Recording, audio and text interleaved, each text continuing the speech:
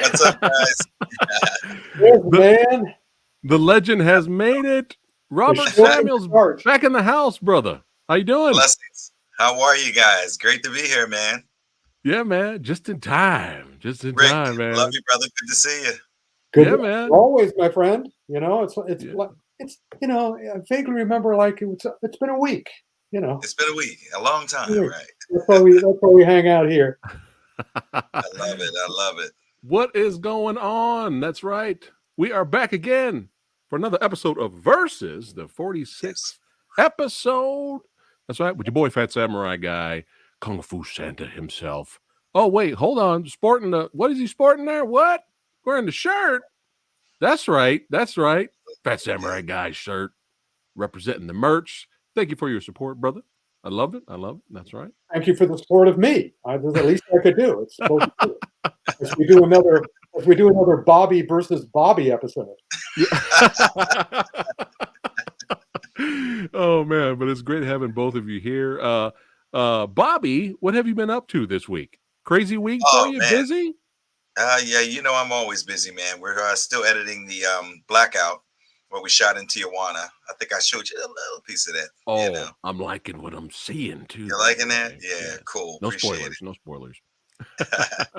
Cool. So, So you're still working on that. Awesome. Yeah. Awesome. Let's see who's here. Jake Hall in the house. That's right. What's going on, Jake? Hey, man. What's up, Jay?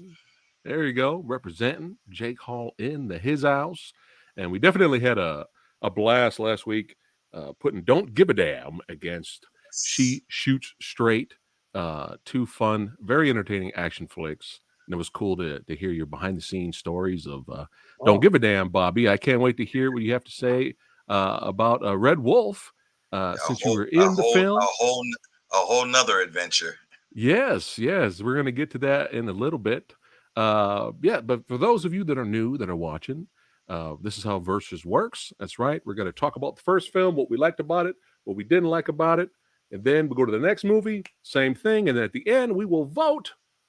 We could be biased about it. We could be critical about it. But we will vote what we think is the better film of the two. There you go. Look at that. I like that. I like that. I'm gonna start using that now. I'm like, yeah, 45. Okay. You have to give me the copyright though. That's copyright. Oh, damn it! I'm not going to vote which is better. I'm going to vote which one I like the more. Yeah, that's for any reason. With these two movies, you really can't. Better is not really a word you can use. Okay. Okay. All right, and hey, you got to represent because we got Rick here. That's right. Y'all know what you need to do. Get the books. Get the book. Get the book. Get the book. Yeah, there we go. That's right. Films of Fury, baby. That's I right. love it. That's right. You got to represent. Still selling after 10 years, and the show and the movie version, the documentary is still on, and our documentary is still on, Bobby. Iron Fist and Kung Fu Kicks. That's still on. That's right. It's still doing good. I'm very pleased. Yeah, you just can't get rid of us. Yeah, let's go ahead and jump. Just can't get rid of us. We're just going to jump right into it now. Yeah, please. High risk. Oh, really funny. High risk. Yeah. What do you want to do first? There's no high risk. particular order. Yeah, let's do. Yeah, we do high risk. We do high risk. Put my high risk shirt on. Hold on. Yeah, go for it. Yeah, go for it. I'll talk about some fun things I noticed about both movies. So, Samurai Guy watched both of these movies back to back. I haven't watched these in a while. Yeah. And I noticed, they're both very similar, right? They have the, what do you call the, what do you prefer the Die Hard Undersea genre is called? What would you call it, Bobby? That's that type of genre. Go ahead, Bobby. I'll put in my 2 cents. Well, they use the term high octane back in the day. So, okay. Rick, Rick, what do you got? Yeah, in other words, it's really not. What happened was that you can't really call Under Siege and Die Hard the same genre because Under Siege is based on Die Hard. So Die Hard was the one that started it. So what genres, what would you consider those type of movies? Very, very Die Hard on a blank. Okay. Or Die Hard-esque movies. Okay, Die Hard-esque. Reviewed by the critics by saying, "Oh, it was Die Hard on a boat. It was Die Hard on a thing." Gotcha. Right. Okay. what I love about Red Wolf is a copy of Under Siege, and High Risk is a copy of Die Hard. Right. But they're both Die Hard-esque. Die Okay, I Hard like that. is the papa of all of them. Die Hard-esque, yes. Yeah. Tommy's asking, are they trust our opinions? Are both movies worth watching? I say yes, but I have some negatives. What, Rick? Well, What of did you say, course, Rick? you know, I would probably be biased in some senses. Okay. Well, in some sense. But how do you feel about High Risk, Bobby? It was very formulaic for that time. It had I wasn't used to seeing my brother Billy in a mullet. You know. We'll get into it. When we get into the movies, I'll get into. Okay. Yeah. But I noticed some fun things. Both are Die Hard-esque similarities, right? Both movies came out the same year. Both movies feature villains playing musical instruments to antagonize the heroes. Both movies did that. And both movies feature the hero doing a flying, dropping elbow drop on one of the villains. And both movies have a lot of eye candy in both films. Yes. I was like, oh, there's some fun little similarities here. But let's go ahead and jump into 1995's High Risk, directed by Wang Jing, yes. Yeah. Starring the one and only Jet Li. You have Jackie Chung in here, and many others. Billy, that's our boy there, Billy Chow, and Valerie Chow. I thought, when I watched this movie again, I was like, she really has a great look and presence, but it didn't seem like she did a lot, after this film. And Ching Mi Yao is in this too. A lot of people that we know. So I'll read the plot synopsis, and I'll give my thoughts, and then we'll go around the circle here. All right. So plot synopsis for those who have not seen the film. All right. So after failing to save his wife from the doctor, Kit Lee is working as a bodyguard and secret stunt double for the cowardly martial arts film star Frankie Lane. Frankie attends an exhibition of the crown jewels of Russia at a Hong Kong hotel. And when the doctor's gang take over the building and attempt to steal them, Kit is the only thing standing in their way. Will Frankie regain his courage? Will the romance blossom between Kit and the nosy reporter who has the best kung fu?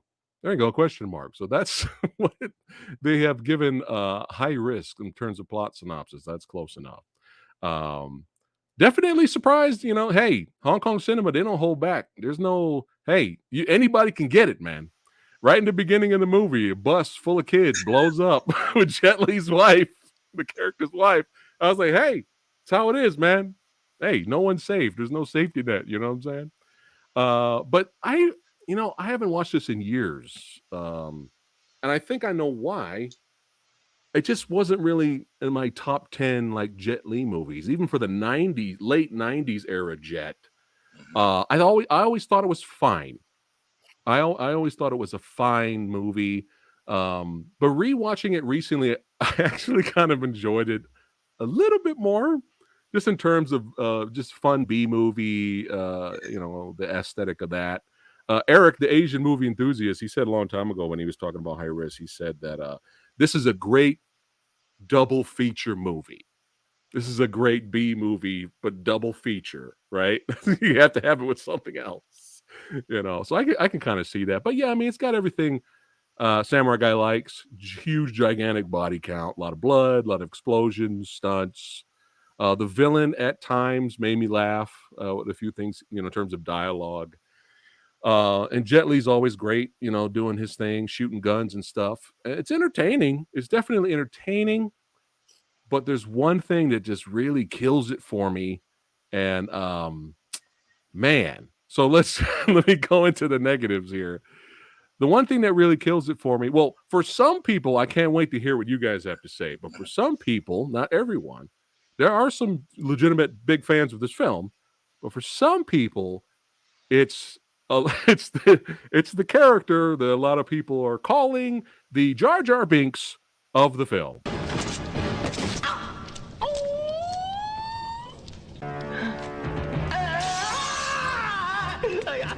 我救命啊！啊，总裁！哎呀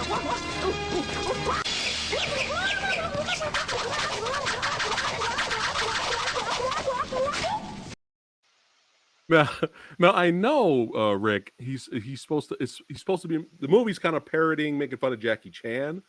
I kind of felt like it made more fun of Bruce, really, than Jackie. It made So I fun was of kind of confused. made fun. Well, do you want me to run with it now? Yeah, Run go ahead. with it. Go ahead, and then I'll come back about the big pet peeve I I- have with it. Now I get to do my Professor Sifu Kung Fu Santa Rick. Yes. All of you have completely missed the point of this movie. You completely Okay. missed the point of both movies. The most important thing to keep in mind is these are Hong Kong movies made in 1995. Let me do an impersonation of a Hong Kong filmmaker in 1995.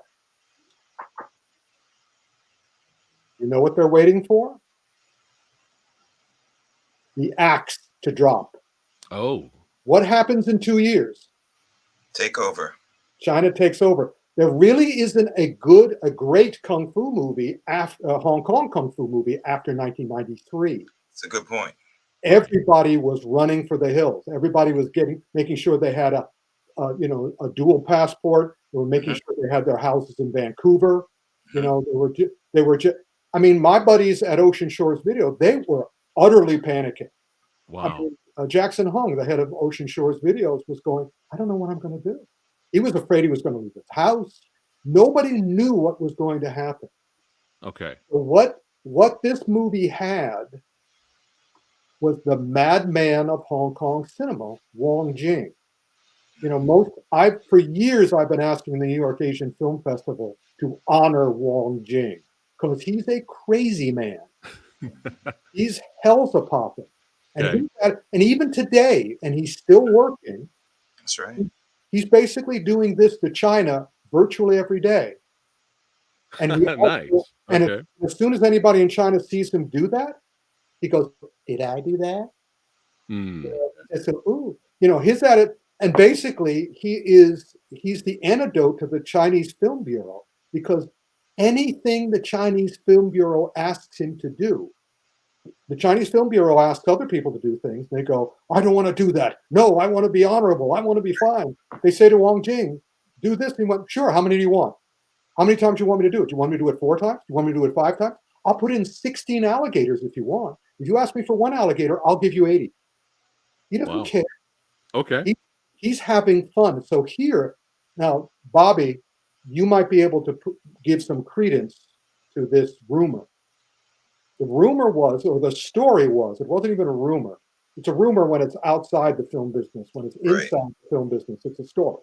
The story is that Wong Jing wanted to do Die Hard with Jackie Chan to get Jackie Chan to be in the movie. And when Jackie Chan wouldn't be in the movie, he said, all right, you asked for it. And then he disguised a little bit. It's not so much. It's not that Jackie Chung. And first, that's Jackie Chung, who's one of the 4. Yeah, that's Chung Hong Yao. Yep. Yeah. He's one of the 4 Canto. 4 kings. Yep. 4 kings. Right.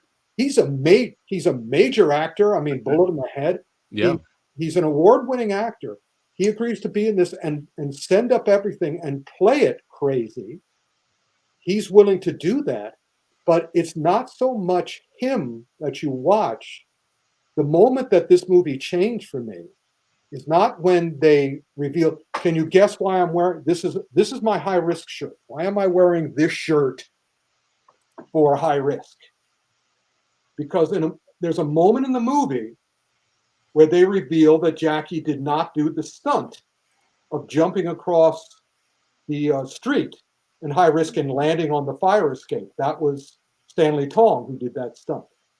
But up until then, of course, Jackie and everybody was saying he's still doing all the stunts. But he didn't in Rumble in the Bronx. And in this movie, they reveal that.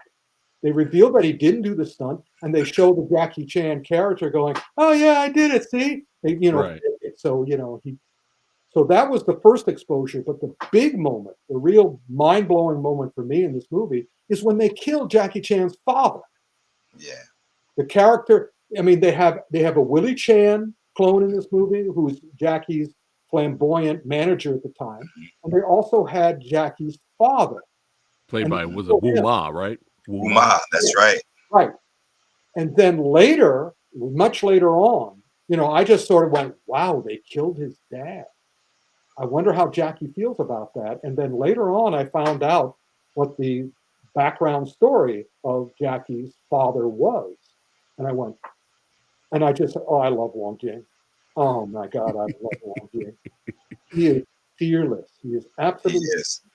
Talk about a guy who doesn't give a damn. Right. All right. Don't give a damn. And he's had a long career, a very long career. Well, that's So why he's I like- love he's- how he's dealing with the Chinese Film Bureau now. So He's not fighting. he's like a rebel, was what you're saying, Mhm. Rick. He's a rebel, but he's a secret rebel. He's a rebel who's pretending that he's a guy in yellowface. He's sort of like a minstrel show guy, but he's actually just going. You say, Wow. "I'm going to fight you." I'm not going to fight you because I can do whatever I want. Right. And you're going to take it because you don't think I'm serious. You don't think I'm dangerous. So I get away with literally murder. He kills Jackie Chan's father, which is incredible because now it was revealed that Jackie Chan's father was not his father. He was someone who bought Jackie from his father and treated him like crap and was also a terrible criminal. Apparently a major triad guy.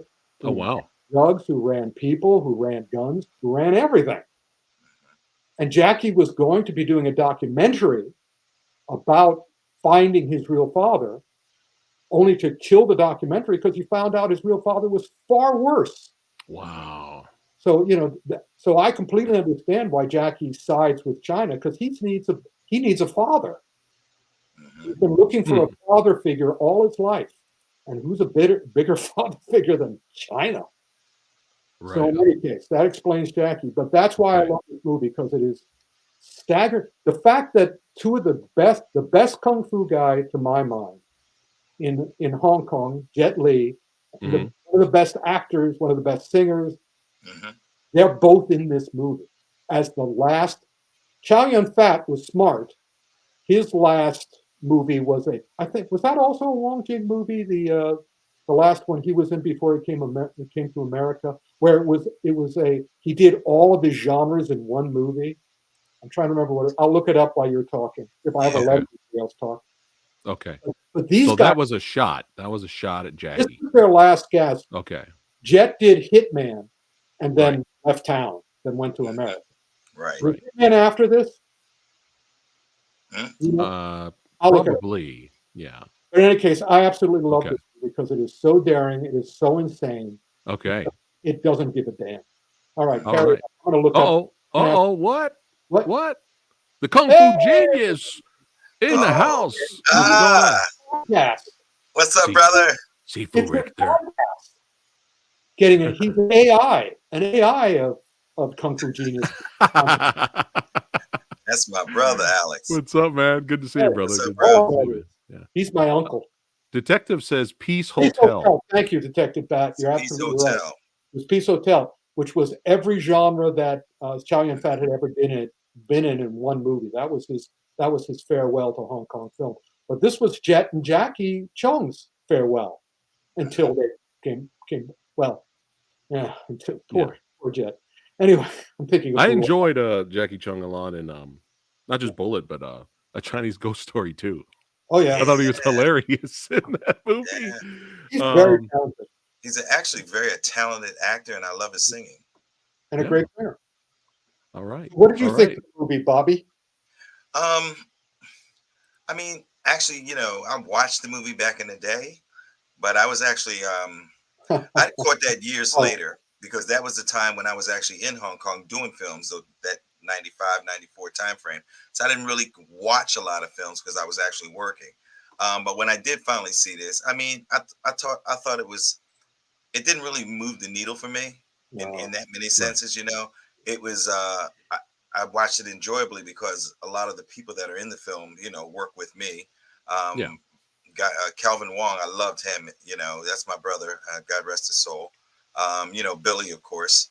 But Ben Lamb. You know, I trained with him in Hong Kong, so it was just good seeing a lot of the familiar faces that I was working with.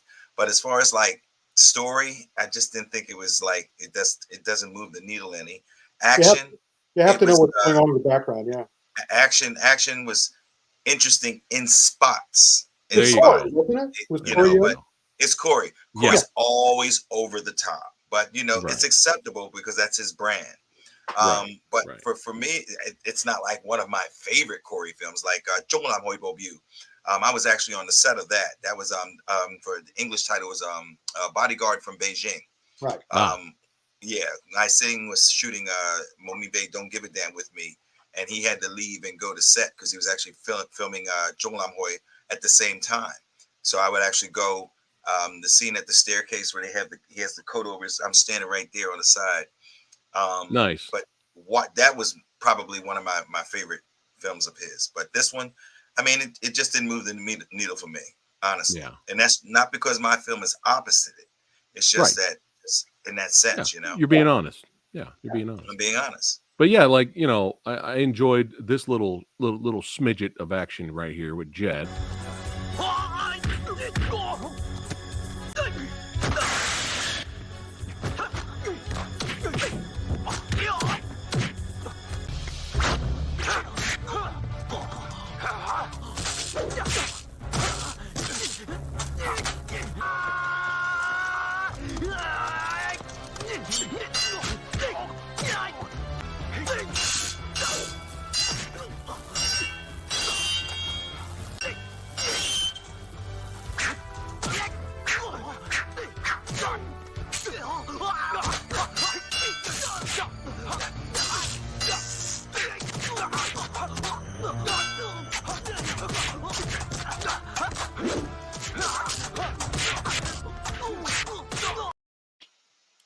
That was a nice, fun little fight.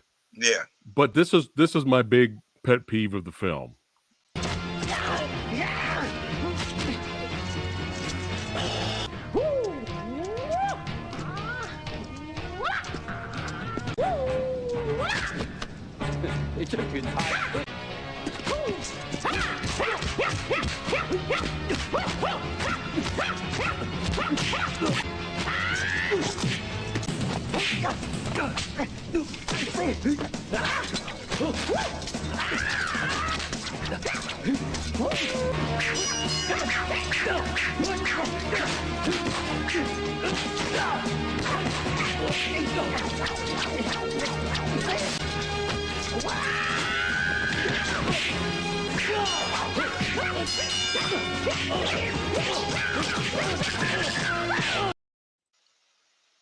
Do you guys know who the stunt double was for Jackie in that fight? I know he did some of his stuff, but you can tell some of the complicated stuff. It's he's not definitely him. double. Yeah, but I don't know Yeah. who it was. Yeah. Can Carl off? So He does everybody. right, yeah, it might be. It could Now, be. this I know you're probably like, well, what's wrong with that? All that stuff looked awesome. It looked cool. Samurai Guy. What's your problem? My problem is, well, I love the set. I love the background, the fire and the steps. It's great finale one-on-one fight beat down. The problem is, why hire Jet Li to just shoot guns in your movie? You could have hired anybody else to bring in. You could have got a Chow Yun-Fat to just shoot guns. And to give Jet, and as much as entertaining as it was seeing Jet Li shoot guns, come on, man, you're gonna give the Jar Jar Binks of the film the best fight in the movie. I'm like, it just didn't. For me, it wasn't. Was it fun to watch? Yes, but I was just disappointed, man. Jackie's the bigger star. Okay, Jackie's the bigger star. If you hire Robert De Niro and Steven Seagal, you're going to give Robert De Niro the final fight. Again, the more you know about Hong Kong cinema, yeah, the more this movie makes not only sense but wonderful, right. fuck you sense. So Right. I got you. But yeah, I got to be honest. Like I said, I enjoyed the film more, a lot more than watching it years ago. So I'll give Right. the movie that. and also, But it's if you just, come want on, man, you're gonna give Jet Li one fight? That's just, no, to well, me, if that's you just wanna see Jet disappointing. Li on that set, go look at his performance in the live action Mulan, because he felt the same way on the set of this that he felt on that set, which is I could see, and already he had been damaged so much by this time Mm, that just didn't okay. want to. He was going to save himself for America. He Mhm. just Okay. didn't want to do anything that. I mean, he'd broken. He had never broken a bone before. Once upon a time in China, and after that, it was kind of like he was kind of like Jackie after he broke his skull. He was kind of like, this really isn't worth that, especially Gotcha. with Gotcha. '97 coming up. This is fun. This is hilarious from Gary here. He says the lady in charge of the Jackie Chan Canadian fan club fumed at me for mentioning Jet Li because of high risk. Oh Jet, man, that's Jet funny. wasn't playing Jackie. Jackie was playing Jackie. Right. All righty. All right. So that is high risk. Let's go to Red Wolf. Directed by the one and only Yuen Wu Ping, starring, you know, Bobby Samuels. That's right. Kenny Ho, In it, Christy Chung, Colin Chow, the legend, many others. And quick plot synopsis for those who have not seen the film. A group of terrorists murder the captain of a cruise ship and take everyone hostage. Their plan is to steal the uranium being stored in the ship's safe. It's up to the security officer and a pickpocketing cocktail waitress to stop them. Man, I had a blast rewatching this. I haven't seen, like I said, I haven't seen this in years. Like, I have the old Hong Kong Legends DVD. I mean, that's back in the day, okay? Hey, nothing. And I it's, had a VCD from Hong Kong. oh my god, oh my god, wow. oh my god. But I just had a blast watching it. It was just a fun movie. And I love the intensity about it, man.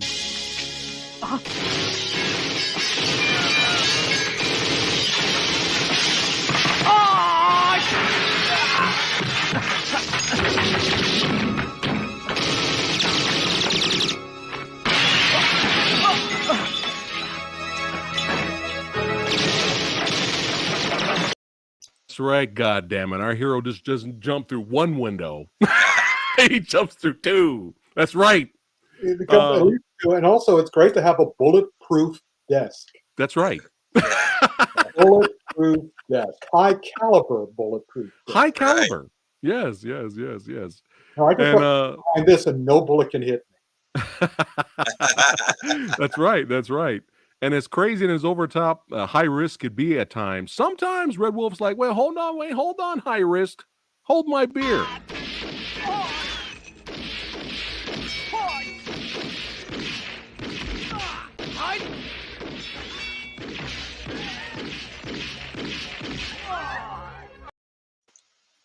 How you do it, man. That's how you do it. So I have a theory about your fight, Bobby, but I want to Yeah. let you tell the story. Yeah, I want to hear that Uh, story. but this is just my theory, and then when we get to you, you can Sure. correct me and all that. But Okay. I think Yuen Wu Ping was trying to be very creative with the location, and every single fight he was using the environment to be creative with the fight.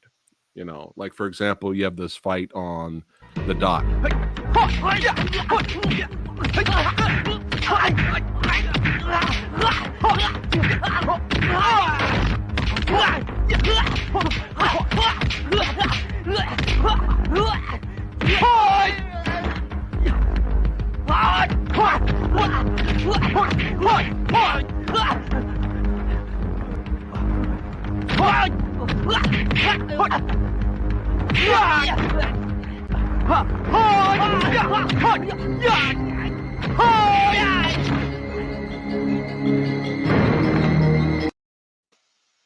Ship was used, but I couldn't show it.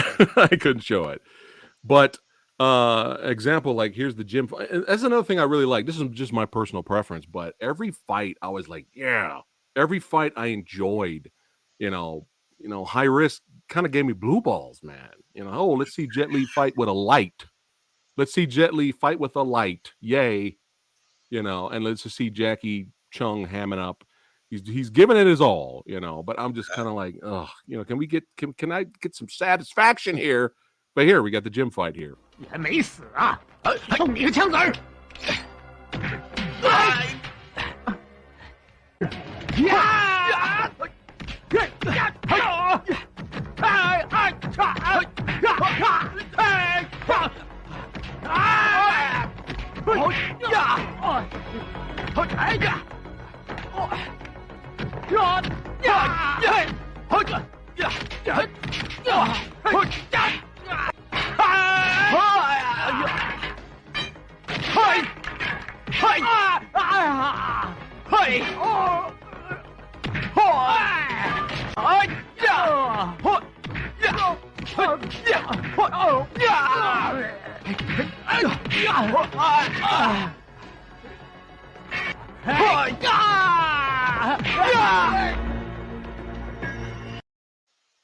！And a great, just badass, man. And a great action movie needs a great movie villain.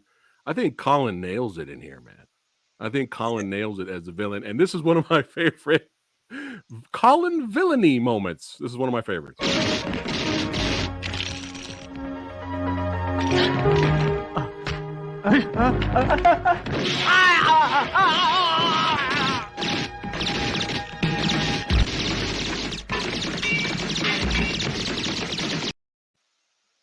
Hilarious. I love it. Hilarious. Yeah, I don't know. I just had a great time watching Red Wolf. Christy Chung, some people could say her character was the Jar Jar Binks of the film, but I'm not going to call Christy Chung the Jar Jar Binks of the movie. I'm sorry. In comparison to Jackie, Christy Chung is Thor Ragnarok. Jackie Chung is Thor Love and Thunder. Okay, yeah. Yeah, it was a fun watch. But go ahead, Rick. You're next, my friend. Good and bad and ugly. Ironically, I feel the way about Red Wolf than you feel about High Risk. Oh, okay. At the time when I saw it, and I saw it when it came out, I was just kind of like, I've seen a lot of Yuen Wu Ping. I mean, it's because, again, of my background and all the stuff that I'd seen. My favorite thing in the movie was Bobby. That one stunt that Bobby does still blows my effing mind, because it was a perfect stunt for me, because when you watch it, it's just kind of like, all right, he's landing in the hot tub. But I said, look how close, how small that hot tub is. Mm-hmm. I was just, the fact, to my mind, that was like Bobby jumping off a high tower and landing in a wine cup. Yeah, it was very difficult. The rest of the movie, I'm sorry I didn't feel much about the leading man. I thought the leading man was kind of like, to me, he was kind of the George Lazenby of Hong Kong cinema. A little bland. Read. He wasn't three-dimensional to me. He was just kind of a stand-in. And, and also both movies took place indoors. For me as a Kung Fu student, I can watch Jet Li even when he's off stage, waiting for Jackie to finish, because his energy is so incredible. In this movie, energy was all over the place. The movie in High Risk was all over the place too. But High Risk was Die Hard, Red Wolf, Under Siege. Right. And as such, they didn't do better than Under Siege did. Of course, High Risk didn't do better than Die Hard either. Right. But as I showed you, there was more I was involved with because I knew the backstory. Gotcha. Here it was just sort of there, and I enjoyed it. Yeah. But I didn't love it. But Bobby's stunt was just like, holy crap, I almost lost my friend. I guess that is one of the negatives. Any direction. We needed more Bobby. Yeah, any direction. He would have been done. Go for it, Bobby. So let me share a couple things.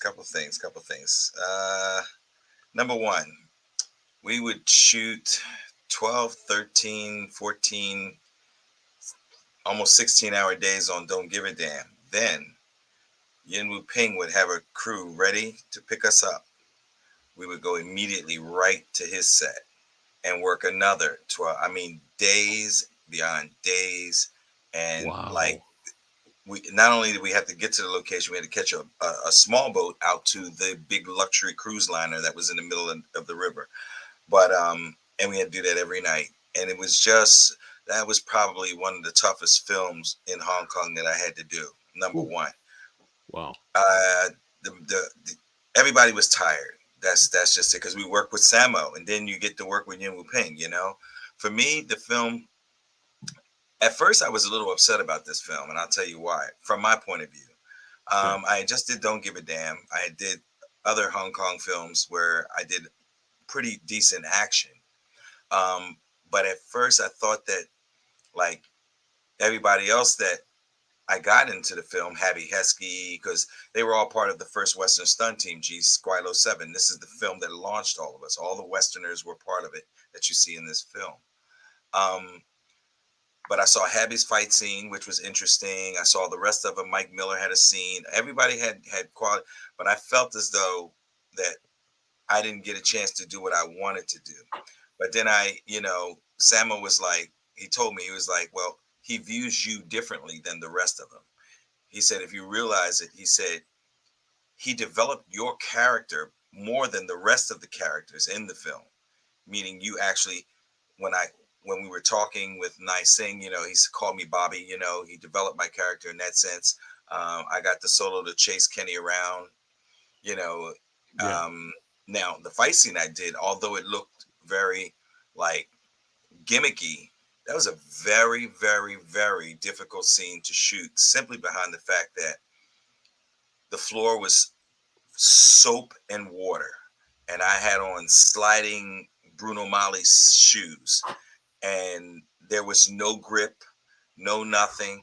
And Kenny had they of course, Yuen Wu Ping, being the genius he is, they put bathroom mats, tub mats on the bottom of his feet, so Yeah. he had suction cups, so he could actually move around on the floor with no problem. But the rehearsals were brutal for me. If you notice, when I run into the room after we come out of the thing, he dumps the water on the ground. He points his finger and he tells me to come toward him. When I'm Right. coming toward him, if you really pay attention to my head cracked open on that step. That as soon as I Oh. slid and hit down, you'll see the back of my head hit the back of the step. That was the first injury on there. But of course, Hong Kong style, you clean them up and you back out to work. Um, he get he used to always ask me for cigarettes on set. Paying. He's like, Bobby, a cigarette, please, cigarette. So I would give him a cigarette. Then he would play in my hair. He liked to play in my hair a lot too. And he was just a nice guy. And then he said that he said, I want you to be different than everybody. He says, I don't want you to act like a black. He said, be like James Bond. So that's why you Yeah. see me when I'm walking with the looking for Kenny. I do that sidewalk like a James Bond walk. Those are the cues he gave me for my character. Right.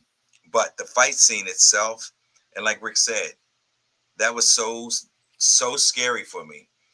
But what happened was, and here's the truth. Uh, the oldest Yun brother, Yun Yan Chor, he was on set. That's actually Yun Yan Chor's fist that hits my face and knocks me into there. But they had to put an apple box below the tub because it was just so small and confined. They needed to at least get me some leverage so that I could at least launch into Oh the hot wow. tub. Wow. But what was hard was getting my footing, because the minute I would slip, the minute I went Yeah. to go launch, I would slip. I mean, it was just brutal at every turn for that scene, because of the elements that were put in place during the fight scene. Um, like Rick said, that was very difficult because Yu Yan Chor said to me, he was like, "Look, I'm gonna help you." That's exactly how he said it, and like he's one of the most famous stuntmen ever in Hong Kong. He said, "I'm gonna punch you in your face." He says, "I'm gonna hit you hard." Yeah. Yeah. Yeah. And I was like, "Oh my God!" But you're in Hong Kong. What do you say? You know what I'm saying? Yeah. Yeah. So he said, "eBay, yat ye sam on sam." I mean, he just went call blow. But I had to think at the same time that although my face is hurting right now, I gotta make my move to Right. land into that water without splitting my wig on the opposite side. because I really could have landed where my nose would have hit it, and it would have through my Ooh, brain. I could have just yeah, bust my head on it. So right. I only wanted to do it one time.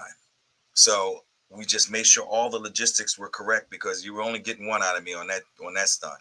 Right, I, right. Well, I actually fear the second one oof, wouldn't be yeah, accurate. I could actually hurt yeah, myself pretty bad. So yeah. Copy that. So was my theory kind of right a little bit? You just wanted to be creative with every location and be different. yes, yeah. All right, Yum that's what I got. Yum Ping's style is different than Samo's. That was one thing I enjoyed working with like two premier A-list Hong Kong directors that just have just polar opposite styles with how they shoot. Their stunt groups, Hong Gaban and Yuen Wu Ping's clan, Yeah, totally different group of stuntmen, totally different group of timing. But there yeah, was one constant between both. Nai Sing worked in both camps. Cho Wing, who got hit in the face with the dumbbell, he worked in Yuen Wu Ping's stunt team as well as Hong Gambo's stunt team. So right. I knew those guys and I knew the temperament because they were with Samo. So that helped a lot with the action as well, making me feel comfortable because they were familiar stunt guys to me. Gotcha. Well, I have a little snippet of Bobby's fight. The really awesome stunt at the end. It's the only footage I could find, but the really awesome Mhm. stunt at the end. For some reason, it gets dark. There's like a dark filter. I'm like, why? It's like the best part. But you guys you'll see it and you'll get the gist of it. But yeah, let's take a little clip of let's take a look at this clip here.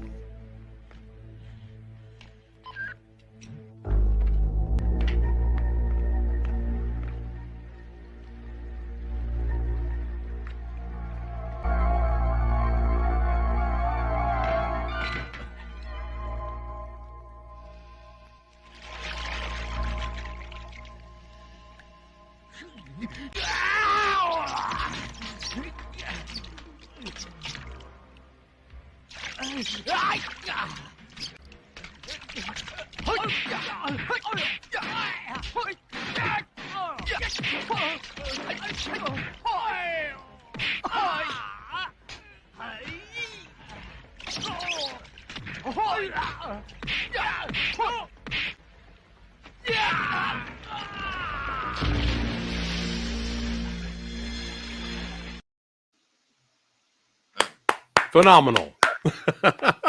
How do you even like do the fight choreography and like without slipping and falling? That must have been really difficult to do, man. Like I Well, said, it was totally, it was brutal. It really was, because you can't get your footing.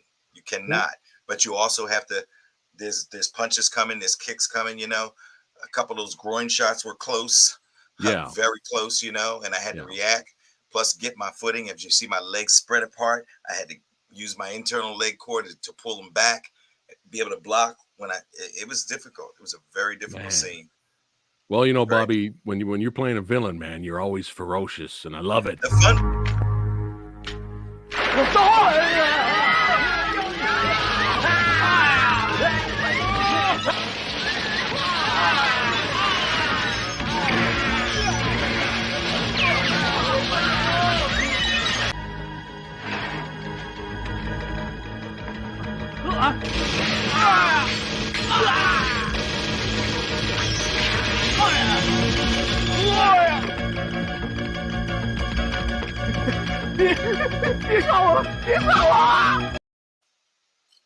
You're just visceral. You don't want to fuck with that guy. And again, that was really a fun scene to shoot.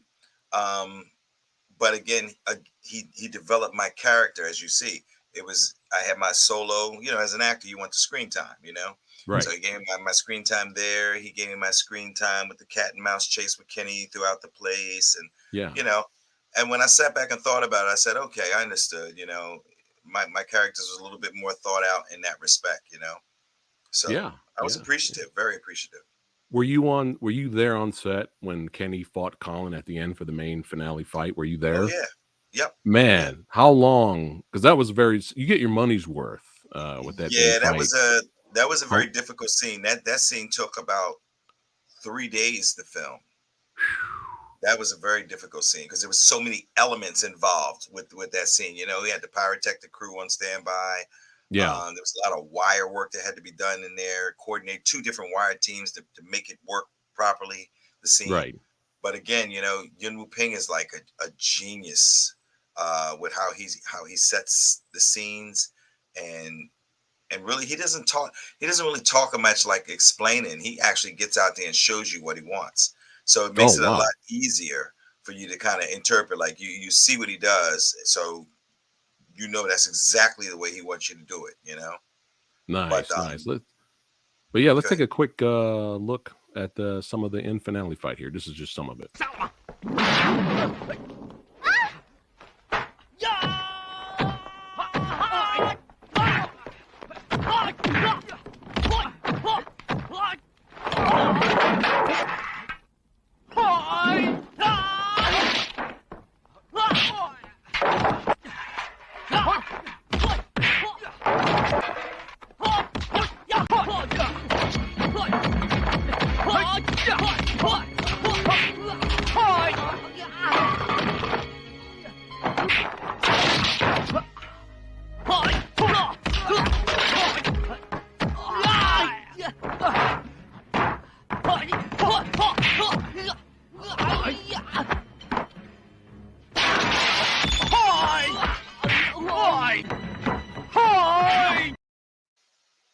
Some of those falls, man, it was brutal, man. Just landing on the head. Yeah, But and I yeah, tell you, Nai Singh is extremely talented. Like he can his moves are just incredible. yeah, oh yeah, he's a legend. He's a legend. And All Kenny, right, you know, was there Kenny was one of Jackie's stunt guys. He right? came from Jackie's stunt team. Right. Right. Copy that. Well, before we vote, let's talk about well, you'll be doing the talking, Bobby. Thanks for sharing some of these Uh, behind the scenes exclusive photos here. We got a few here. Yeah, let's click on this and Bobby, let us know what's going on here. that was right after the fight scene between those two, and my scene was about to come up.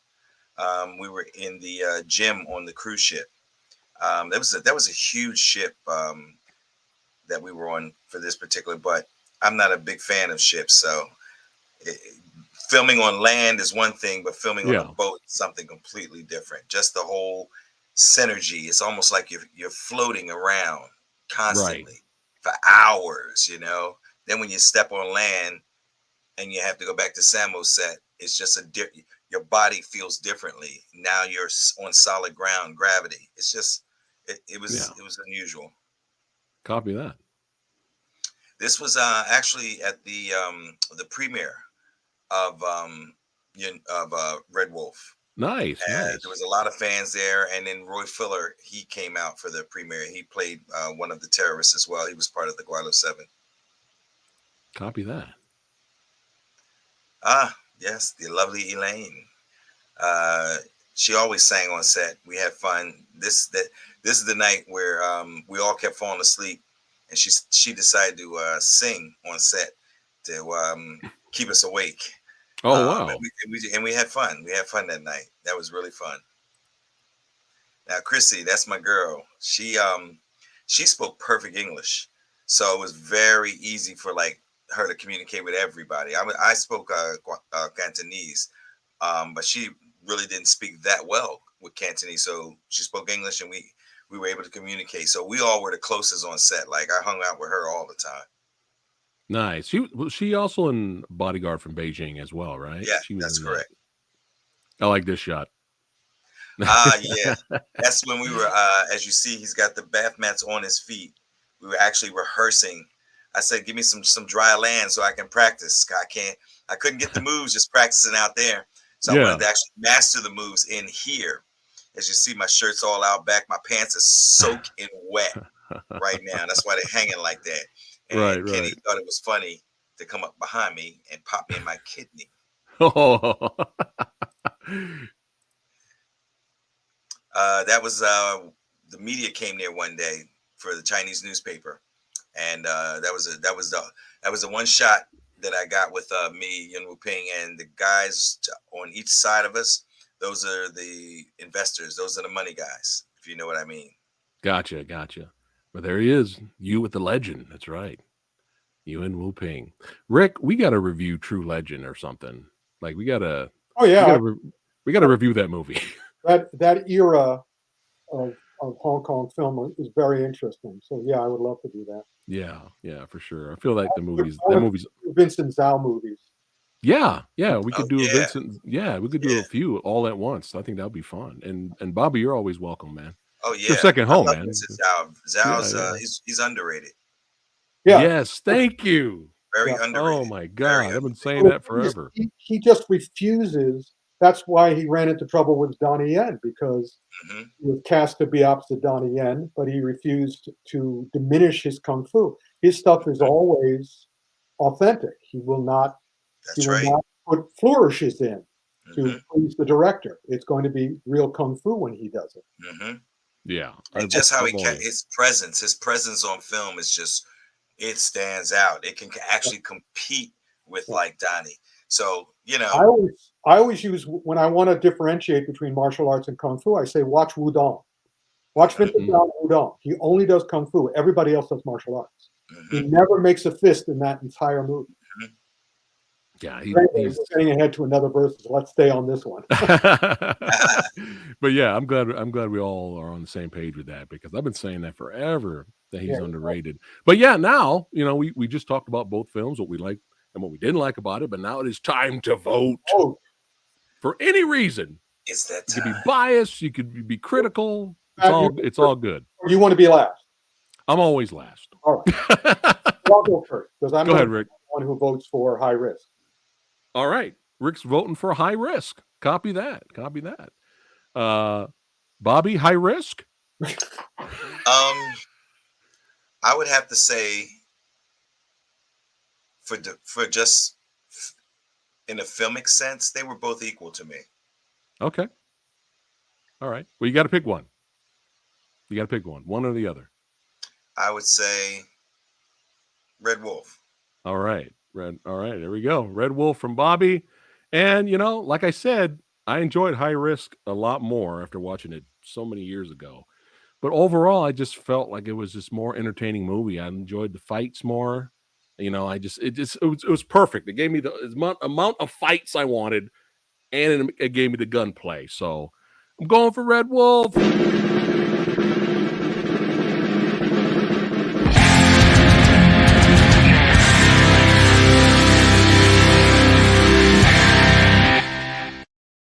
Just for that drum clip alone. Just for the drum clip alone. Thank you, Rick. I love Thank you. Thank you. That's Thank 2 weeks you. in a row. Yes. Thank you both, though. I really appreciate Thank it. you, man. Thank you. This is. Thank you. I love it when we do these things because I get to learn so much more about your experiences there and you being on the set and everything else. So that's awesome. Yeah. And Yeah, I get to that was learn from both of you. I was actually, shooting 3 films at that same time. I was shooting Don't Give a Damn. I leave there, I'd go here. And then I got hired by Chong Ting, Alfred Cheung, to star in a non-martial arts film. It was My Mistress, My Wife, The Green Hat. First time they let an African American have on-screen romance with an Asian female in Hong Kong cinema.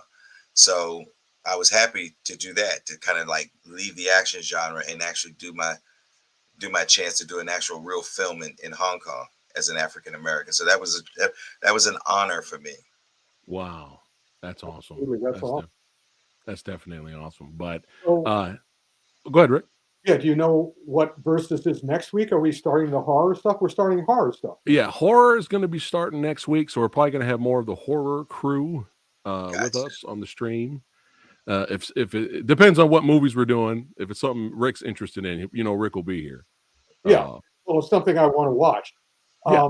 By the way, tomorrow we're doing the September action film autopsy. So if you ever want to be part of the action film autopsy, we do it once a month and go over all the action films of that month. And we're doing it tomorrow at, where are you now, Bobby? Are you in Philly? Yes, I'm in Philly, yeah. All right, so we're doing it 7 p.m. our time, 4 p.m. Phat's time. Okay. And so if you want in on that, let us know. Sure. You want to join us tomorrow? Let me. I'll have to get back to you on it. Okay. No worries. No worries. Rick, did you want to mention some of the movies we're going to be talking about? Oh, Because Lord, I haven't scheduled it yet. So yeah. Well, okay, we've got a lot of stuff. I was surprised how many things. I thought September was going to be a quiet month, but movies and shows. shows. Yeah, we always do the action. So, oh yeah, we're doing. Here we go. Andor, Beast, House of the Dragon, Rings of Power, She-Hulk, Jurassic World Dominion, Lou, The Munsters, Pinocchio, Woman King, and My Best Friend's Exorcism. There you go, guys. So that's what we're doing tomorrow night. Yes, that's tomorrow night, 4 p.m. Pacific time for where Tomorrow I'm at. From where I'm at. Come join us tomorrow. It's going to be fun. You got to show up because you want to hear what Rick has to say. It's going to be hilarious as usual. On the basis of that list, as right now the tradition is, I go apeshit on some film. I just go ballistic on some film. Please do. I can't wait. 2 tomorrow. Wow. And I can't decide which one is worse. So wow. All right. Now I can't wait. Now I really can't wait. Now you guys got to show up for sure. Wait, waiting right now. I forgot. That's your Rick hates that. He hates that saying. Yep. All right. Well, this is a blast. Bobby, hey, maybe we'll see you tomorrow. I'll send the link to both of you. Yeah, just send once it. I schedule it. I You get just a pop free in whenever. I'm in. Yeah, pop in whenever. It'd be great. Thank you. All right, guys. Keep watching good movies. Represent Hong Kong cinema, baby. Always. 80s and 90s, the classics. That's right. And if you're new here, hey, like, share, and subscribe to the Old Samurai Guy. And we'll see you guys on the next verses, and we might see you guys tomorrow. But one more time for all you high-risk fans.